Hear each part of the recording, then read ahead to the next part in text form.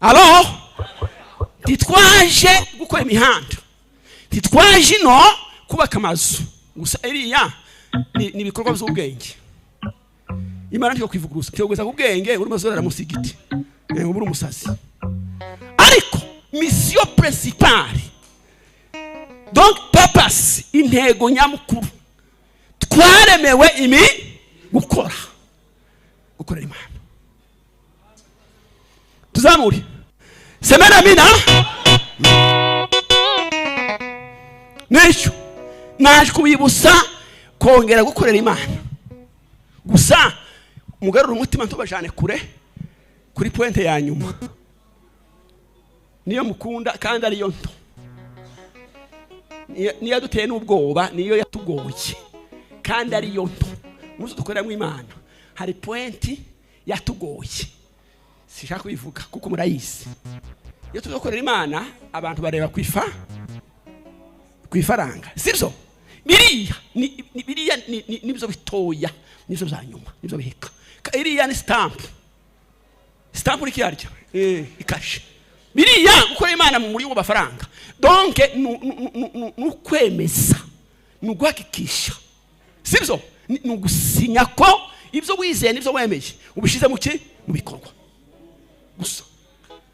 tuzamuri semana bina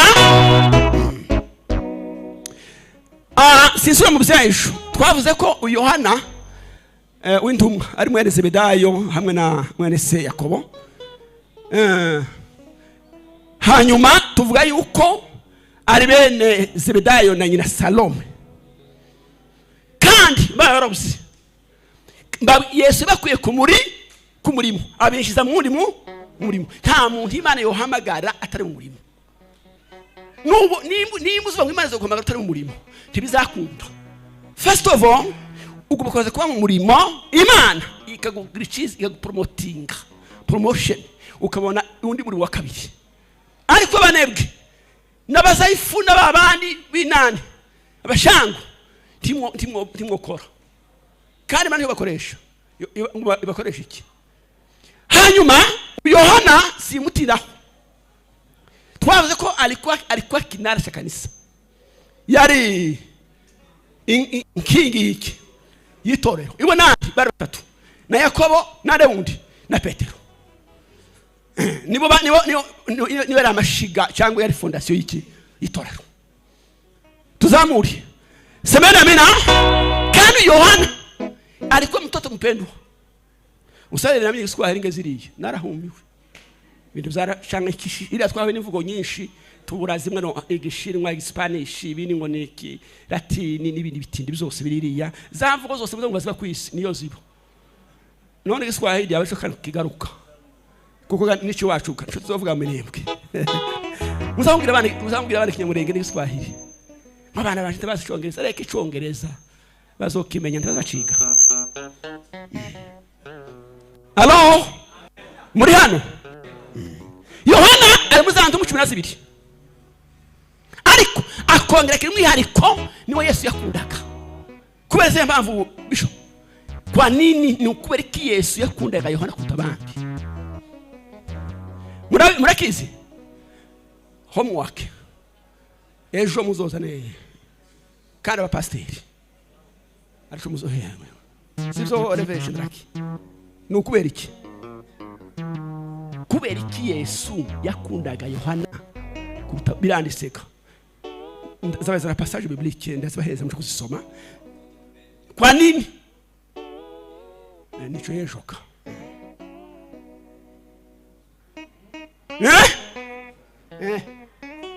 abe namwe nuzosubwira umuntu ndagukunda sibyo ubwo kumubwira impamvu panda karimi gusa kinyoma nganda gusa naje nzangora se je nditagora ganta kibazo oya turashari kwe muhumure ndashari hano ko ndona kusiga kandi naje gutwara wa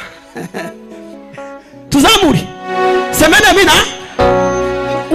uri umuntu ndagukunda you must ugo kumubwira ngo kubera izi mpamvu 1 2 3 ikindi urukundo rutagira igikorwa ijambo d'abord urukundo rutagira ijambo niryo riza ribanza. Ijambo rigaherekezwa n'iki? N'igikorwa. Ibyo byose nimba nta muntu urabikwereka,